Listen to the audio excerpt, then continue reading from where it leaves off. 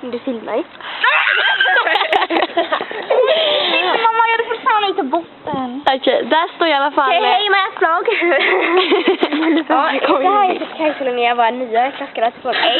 Det här är Amanda Simke med gamla klasskamrat.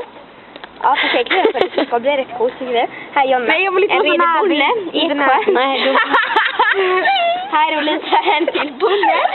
Maja, bakom kragen. Och Elof, en till bonnet. Fast det är för det också. Ja. Vi är 3-4 bonnar. Det här är Majas mobiltelefon till kik. Det här är lite nyckel. Det här är lite. Jonna och Amanda tycker det är kallt. Jag tycker det är skön luft idag. Jävla kallt. Vi ska då ta en frulle och lite sunkis och sätta oss i ett rum och göra lite läxor om vi orkar. Får vi se hur det blir. Nu så kollar han på din mobil. Kanske inte. Ja, du. Och här vad var det? Killar som vi kan läsa. Timmer eller någonting. Timmerlander. Här. Någon som vill mätta typ lite så här ett hjärta med ett ägg i och något så här roligt. Hjärta med ett ägg. Men jag vet inte vad jag ska säga. Gud vad kul.